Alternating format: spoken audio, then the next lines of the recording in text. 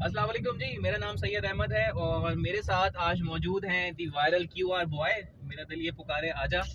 हो सकता है कि आप भी 3 दिन में 2 करोड़ रुपए कमा लें जो एक रूमर चल रहा है कि उस लड़की ने 2 करोड़ रुपए कमाए हैं।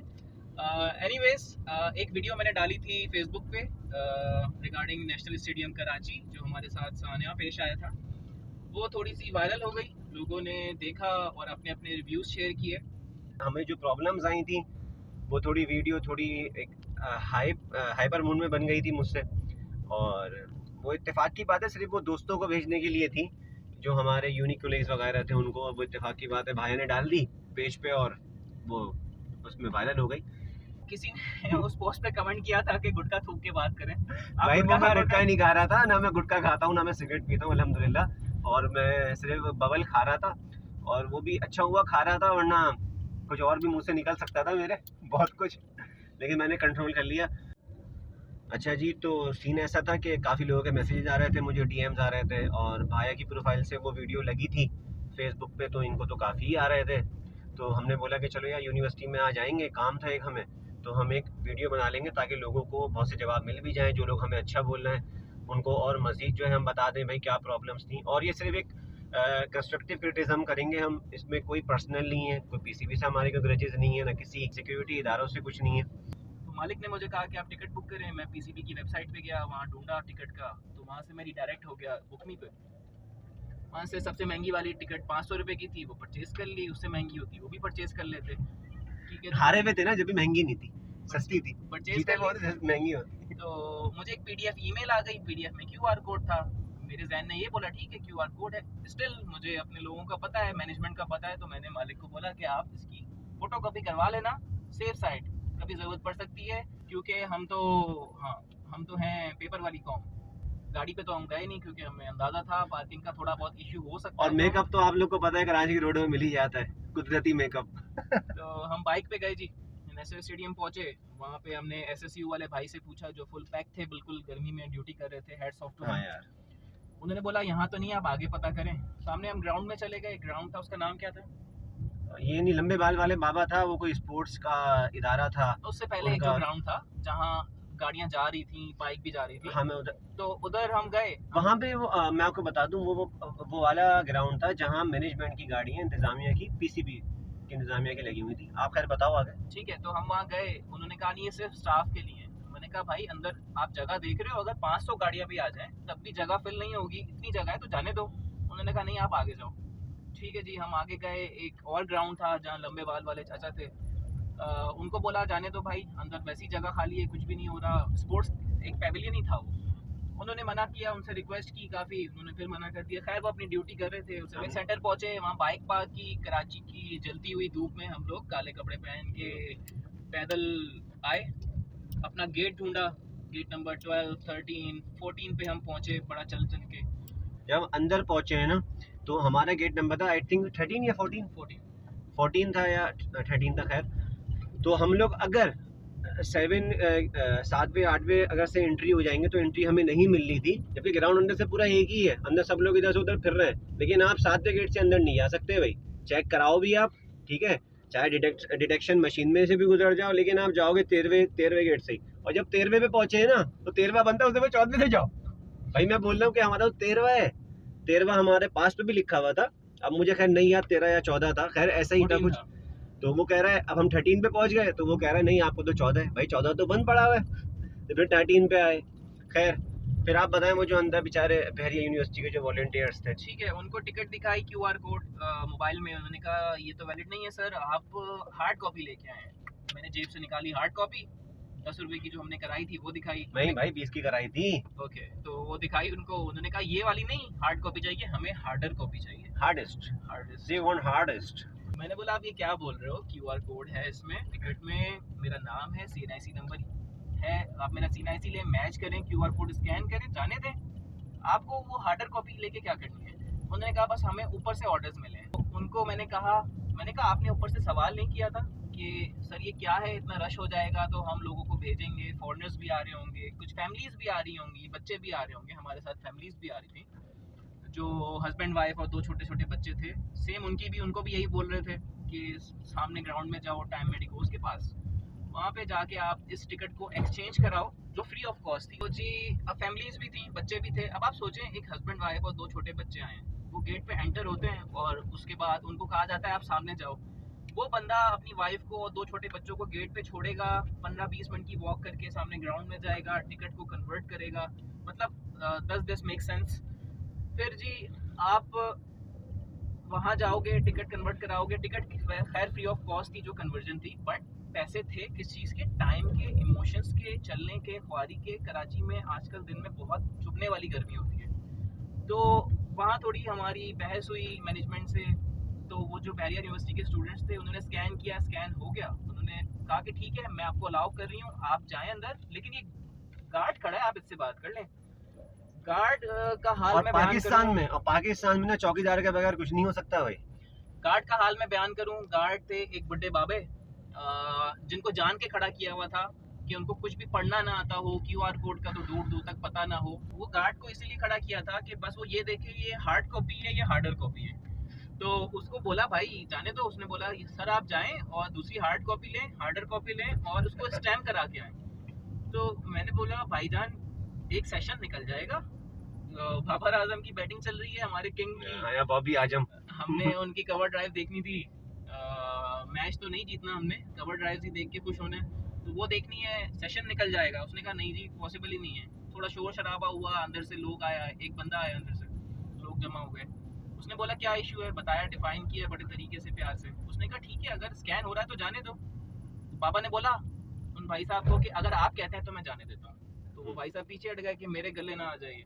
उसने कहा नहीं। तो चाचा से बड़ी रिक्वेस्ट करने के बाद चाचा ने हमें मायूस किया और कहा कि आप जाओ। अच्छा मैं यहाँ पे एक बात बोलूँ, जो बहरे यूनिवर्सिटी के वॉलंटियर्स थे, देखिए वो लोग बेचारे खुद वो चीज़ों को समझते हैं, पढ़े लिखे लोग थे, समझ रहे थे, लड़के लड़कियाँ हमारे जितने ही थे, और वो ये खुद ये बात बोल रहे थे यार हम लोग को फंसा दिया गया है। लिटरली वो ये बोल रहे थे हमारा व्हाट्सएप पे इनसे कांटेक्ट है, जो भी पॉलिसी जिन्होंने बनाई है, जो भी हेड वगैरह हैं, लेकिन वो ये कह रहे थे कि हमारी बात आगे तक जा नहीं रही कि हम लोग क्या क्या चीज़ें फेस कर रहे हैं। तो अगर आप लोगों ने ऐसे ही करना है तो उनको लिटरली कोई पॉइंट्स तो दो आपके, यार लोगों को आप इस तरीके से कन्विंस करो। मतलब हम लोग हो गए ना, आम जनता, आम आवाम हो गए, हम उनको कन्विंस कर रहे थे और वो हमारी बात एग्री कर रहे थे। तो अगर आपने कोई पॉलिसी बनाई है और आपको उसको यूटिलाइज करना है पूरे तरीके से, तो उन बेचारों को जो नीचे हैं, जिनको फेस करना है चीज़ें, जो हेड बना हुआ है वो फेस नहीं कर रहा, फेस बेचारे वो कर रहे हैं, और उनकी गलती भी नहीं है, हम उनको क्या बात बोले, वो तो बेचारे अपनी इंटर्नशिप वगैरह कुछ कर रहे होंगे, असाइनमेंट वगैरह। नहीं पॉलिसी ऐसी बनाई क्यों है, सवाल तो ये है कि क्यों वो वाली कॉपी चाहिए। या अच्छा। तो चले अगर आपको बनानी थी वो हार्डर कॉपी, तो हमने 500 रुपए की टिकट खरीदी है, आप उस टिकट को 700 रुपए की कर देते और वो टिकट हमारे घर पे डिलीवर कर देते, हम वो लेके आ जाते। देखें क्यूआर कोड एक यूनिक आइडेंटिटी होती है जिसके बैकएंड पे एक यूआरएल होता है।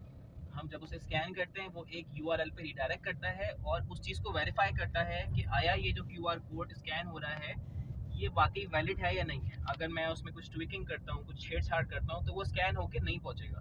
तो ये बात करना कि क्यूआर कोड लोग डुप्लीकेट टिकट्स लेके एंटर हो जाते हैं, तो ऐसा पॉसिबल नहीं है, क्योंकि क्यूआर कोड एक यूनिक आइडेंटिटी रखता है। हम ट्रैवल करते हैं, ठीक है, एयरपोर्ट पे मोबाइल से दिखाते हैं, ठीक है, टिकट चले जाते हैं, क्यूआर कोड स्कैन हो जाता है।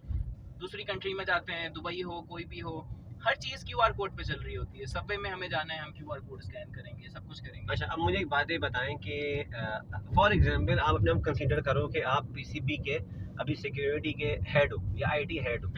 अगर आप एक पढ़े लिखे बंदे भी हो, जैसे मैंने उस वीडियो में भी कहा, तो आप वो क्यूआर कोड क्यों दोगे टिकट में, ठीक है ना। अगर आपके पास जवाब है ना तो आप मुझे दिएगा कि हाँ यार मैं इसलिए दूंगा, ठीक है ना। फिर ये वाला जो सवाल है ना उन वाले भाई से करना चाहिए जिन्होंने ये पॉलिसी बनाई है, उनको पता भी है इस बारे में। पहले तो आप मुझे बताएं कि आप क्यों देंगे। देखिए मैं पहले तो मैं बताता हूँ कि उन्होंने क्यों दी। उन्होंने इसलिए दी होगी कि टिकट ना वो थोड़ा टॉप साइड से थोड़ा वाइट स्पेस रह गया होगा, तो उन्होंने कहा इसको फिल करने के लिए डिजाइनर को कहा होगा कुछ करो। डिजाइनर ने कहा होगा क्यूआर कोड डाल देते हैं ताकि वो डिजाइन भरा भरा लगे। यही हुआ होगा यार, वो खाली जगह है ना, ताकि भर दो। जैसे हम कर रहे होते हैं, क्लाइंट कहीं से कुछ नेगेटिव स्पेसिंग हो रही होती है, वाइट स्पेसिंग हो रही होती है, हम इसे फिल कर देते हैं। तो डिजाइनर ने भी वही किया होगा।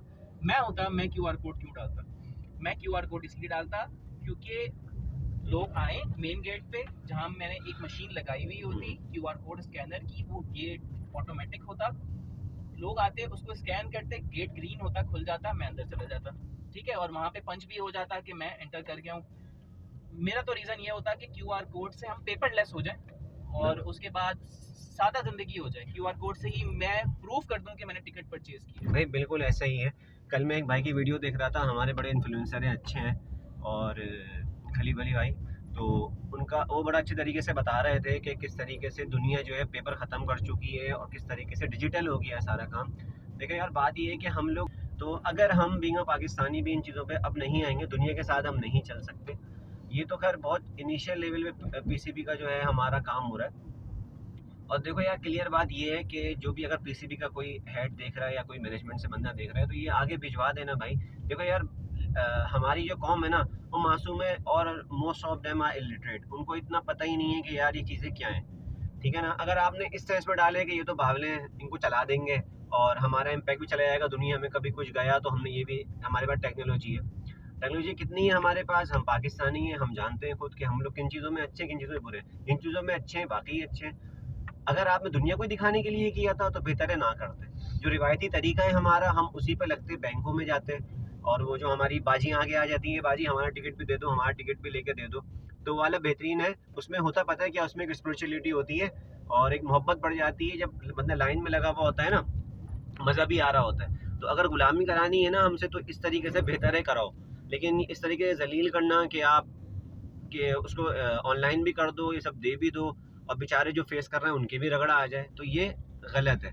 और अगर रमीज़ राजा साहब, अगर आप ये सोच रहे हैं कि इस आवाम के साथ जो मर्जी कर लो, उन्हें शामियाने वाली कुर्सी पे बैठा दो और क्यूआर कोड दे के भी पेपर वाली टिकट मंगवाओ, जलील कर दो, फिर भी हम सवाल नहीं करेंगे, तो ये आपकी गलती है। अब हम सवाल करेंगे आपसे कि भाई, हम पैसे दे रहे हैं ना, हम आपके कस्टमर हैं, ठीक है, आपकी सैलरी रमीज़ राजा साहब कौन देता है? ठीक है, मैं देता हूँ, सही साहब आप देते हैं, मैं तो औरों को भी देता हूँ। सैलरी हम देते हैं ना आपको, तो हम सवाल करेंगे सर कि हमने आपको सैलरी दी, उसको डिफाइन करें, आप क्या कर रहे हो, आपने पॉलिसीज अच्छी क्यों नहीं बनाई। सेकंड, हमने टिकट भी परचेज किया, उस पर भी टैक्स दिया, उससे भी आपकी सैलरी आई, तो हम सवाल करेंगे, हम आपको छोड़ेंगे नहीं। अच्छा, हमारे खिलाड़ी जो है ना, पर्दा करते हैं। मोहम्मद रिजवान ने तबलीग करी है, उसने बोले सब जो है ना पर्दा करेंगे, सब आइंदा नकाब लगा कर रहेंगे। तो उन भाई ने क्या मैसेज किया था वो ये बताएंगे, ठीक है, और उसका एक सोल्यूशन फिर मैं आपको दूंगा। देखिए, जो मेरे उनसे बात हुई, वो ये बता रहे थे कि उन्होंने मियाँ दाद इंक्लूसिव की टिकट ली थी। वो क्यों ली थी वीआईपी ज़्यादा पैसे की? उसके 2-3 रीज़न है। फर्स्ट ऑफ ऑल कि आपको थोड़ी सी स्ट्रेट पिच देखने को मिल जाती है, आपको पता लग जाता है कि बॉल स्विंग हो रही है नहीं हो रही, ड्राइव्स कैसे पड़ रही है, साइड से देखो तो इतना पता नहीं चलता। सेकंड क्या है कि उसके बिल्कुल साथ ही पेविलियन है, जहाँ प्लेयर्स आउट होके जाते हैं, आते हैं, ड्रेसिंग रूम है, सेशन एंड होता है, सारे प्लेयर्स निकलते हैं, तो वहाँ बैठ के लोग देख भी लेते हैं करीब से अपने सितारों को, बाबर आजम को, बॉबी आजम, ठीक है। तो उन भाई साहब का ये आया कि मैं वहाँ जब गया हूँ, मेरी ख्वाहिश थी कि मैं नीचे बैठूं ताकि फ्लैट लेवल पे क्रिकेट देखूं और प्लेयर्स को भी देखूं, लेकिन नीचे मैं बैठ नहीं सकता था क्योंकि 15 फीट का जंगला लगा हुआ था, मेरा व्यू ब्लॉक कर रहा था। तो मैं सबसे ऊपर जाके बैठ गया ताकि मुझे क्लियर व्यू तो मिले, ठीक है, वहाँ बैठ गया। फिर जब सेशन एंड हुआ, मैं नीचे भागा भागा गया ताकि मैं प्लेयर्स को देख सकूं। तो जो पेविलियन की जो सीढ़ी है, जो एक जंगला लगा हुआ है, उसके साथ एक शामियाना लगाया हुआ था, क्योंकि रिजवान साहब पर्दा करते हैं, इसलिए शामियाना लगा हुआ था, तो जो लोग प्लेयर्स गुजरे आए जाएं, लोग उनको भी ना देख सकें। अबे भाई देखो, सोल्यूशन बताऊं। पहली बात तो अल्हम्दुलिल्लाह हम पाकिस्तानी हैं, हमको इंडियन नहीं है कि टमाटर मारेंगे खिलाड़ियों को और पानी की बोतलें मारेंगे। अल्हम्दुलिल्लाह बहुत हम अच्छे लोग हैं। इन चीज़ों में मैं बात बोलूँगा, कराची हो या पाकिस्तान हो, किसी भी तबके का बंदा होगा ना, तो वो अल्हम्दुलिल्लाह ऐसी कोई चीज़ नहीं करेगा। और जहाँ तक वो जो शामियाने वाली बात की आपने, रमीज़ डेकोरेशन वाली, तो भाई देखो, बात ये है कि अगर हम पैसे दे रहे हैं, ये ऑन सीरियस मोड, तो अगर हम एक चीज़, अगर एक बंदा जावेद मियां इंक्लूजन लेता है ना, तो उसका मतलब यही होता है कि खिलाड़ियों को करीब से देखे। अब अगर पिछली 15,000 का टिकट रखता, अगर हम मैच जीते हुए होते, लोग फिर भी जा रहे होते हैं क्योंकि खिलाड़ियों को देखना है। अगर हमने पवेलियन के साथ ही कनाते लगा दी हैं, तो ऐसा तो मैंने कभी ना डोमेस्टिक के मैचेस में देखा है, ना इससे पहले देखा है, ये पहली बार मैंने सुना है। और अगर ये है तो ये बहुत गलत है। तो इससे बेहतर ये है कि खिलाड़ियों को ही ना आप अबाया में उतरवा दो ग्राउंड में और नकाब करवा दो, सिर्फ उनकी आंखें दिखें। क्योंकि अगर उनको ये डर है कि खिलाड़ियों को होटिंग करेंगे तो भाई परफॉर्मेंस भी वैसी ही हो, फिर आपको अप्रिशिएट भी वैसे ही करते हैं। लेकिन ये कनाते लगा देना पवेलियन के साथ, अबे भाई क्या कर रहे हो, दुनिया को क्या दिखा रहे हो। यहाँ पे लोग बेचारे ग्राउंड में पूरे पूरे पार्क बनाए हुए होते हैं। न्यूजीलैंड देखो, ऑस्ट्रेलिया देखो, हमें कंपेयर नहीं करना चाहिए, लेकिन उनका मॉल देखो और यहाँ का देखो। तो भाई अगर हम पीसीबी के कस्टमर भी हैं और क्रिकेट के फ़ैन भी हैं तो हमारे साथ ऐसी ज़्यादती ना की जाए, ना करो। और बेहतर ये है कि जो मैंने आइडिया दिया है ना अबाया वाला, वो करो, वो बेहतरीन रहेगा। और देखो भाई ऑन लाइटर मोड के हम लोग ना बड़ी कुर्बानी देके यहाँ तक पहुँचे हैं। पाकिस्तान में क्रिकेट रिवाइव फैंस ने ही की है, और ठीक है पीसीबी ने अरेंज किया, एक इवेंट ऑर्गेनाइज किया, लेकिन हम लोग गए तो क्रिकेट आई है। खिलाड़ी हम लोगों से हैं, पीसीबी हमसे है। अगर हम ये बात समझ लें, एक क्या कहते हैं कौमी सतह पे भी और एक स्पोर्ट्स की सतह पे भी, कि अगर हम नहीं होंगे तो ये चीज़ें नहीं चल सकती। देखो अपना हक हम जब तक हम लोग लेंगे नहीं, यही चीज़ें चलती रहेंगी। हमें अपना हक लेना पड़ेगा। तो बेहतर ये है कि सोचें और चीज़ को करें। बाकी भैया देखो इतनी सारी बातें हो गई हैं, शायद वीडियो लंबी हो गई है, तो आप इसको कॉन्क्लूड कर दो। और देखो भाई जो भी हमारे आईटी वाले लोग हैं उनको बेहतर ये है कि इनिशियल लेवल पे जो हम लोग सोचते हैं वैसे ही सोचो। पाकिस्तान को चलाने के लिए कोई आपको एक्स्ट्रा ऑर्डिनरी नहीं सोचना। अगर मशवरे चाहिए तो पूरी पाकिस्तानी कॉम पड़ी हुई है, फेसबुक खोल लो। अगर 50,000 गलत कमेंट हैं, 2,000 अच्छे कमेंट भी होंगे जिसमें आपको सीखने को मिलेगा। बहुत से लोग अच्छी बात भी कर रहे होते हैं।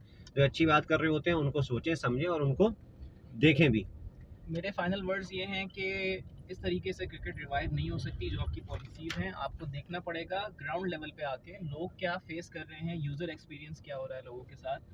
आपको इन चीज़ों को देख के उसके बाद पॉलिसीज़ बनानी पड़ेंगी। आपको इंटरनल सिक्योरिटीज़ अपनी स्ट्रॉन्ग करनी पड़ेगी, बजाय इसके कि आप स्टेडियम में ही सारे कवानीन लगा दो। तो आपको ये चीज़ें देखनी पड़ेंगी, अदरवाइज़ क्रिकेट नहीं चल पाएगी, आवाम नहीं आएगी, हम लोग नहीं आएंगे, स्टेडियम खाली रहेंगे। फॉरेनर्स जो वहाँ पे आ रहे हैं, देखो यार हम लोग दुनिया से क्यों इतने अट्रैक्ट होते हैं, क्योंकि वहाँ पे हमें एक अच्छी लाइफ मिल रही होती है। और चाहे वहाँ पे हम लोग इंडिपेंडेंट उस लेवल के ना हो जैसे पाकिस्तान में, लेकिन हमारा जो लाइफ जो है वो वहाँ बेहतर होती है। और देखो यार अगर वो लोग यहाँ आ रहे हैं तो उनको एक अच्छा गेस्चर दो, ठीक है। अब वहाँ पे जो लोग थे, यकीन करो इन लोगों ने उनकी परेड लगवाई है, ख्वारियाँ कटवाई हैं उन लोग को भी कि आप सामने जाओ, वहाँ जाओ, यहाँ जाओ। तो बेचारे वो लोग ये डिज़र्व नहीं करते। और मेरे हिसाब से जो लोग देख कर गए ना फॉरेनर, वो बड़े प्रोफेशनल होते हैं, वो लोग नहीं आएंगे आइंदा। इनफैक्ट के वो अपने दुआने वालों को ही मना करेंगे। तो इन चीज़ों पर भी थोड़ा बहुत देखना चाहिए। बाकी पीसीबी को ये है कि यार अपने जो भी हेड्स वगैरह हैं, जो भी मैनेजमेंट में, उनको थोड़ा एजुकेट करो कि लोगों को कन्वेंस कैसे करना है, लोगों से बात कैसे करनी है।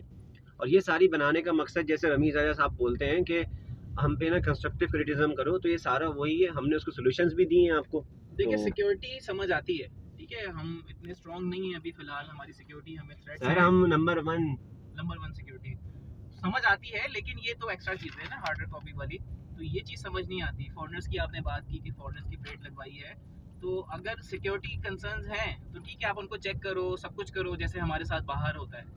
लेकिन ये जो परेड है ना हार्डर कॉपी वाली, ये गलत है। तो हाँ। खैर सही साहब, इसको अब एंड करते हैं। आई थिंक हमने सारे वैलिड पॉइंट्स रेज कर दिए हैं। तो होपफुली आप लोगों को अब सारा सिनेरियो समझ आ गया होगा कि उस दिन क्या हुआ था। वो बहुत शॉर्ट वीडियो थी जिसकी वजह से ये वीडियो बनाई। तो इंशाल्लाह मिलते हैं अगली वीडियो के साथ। अपना ख्याल रखिएगा। अल्लाह हाफ़िज़।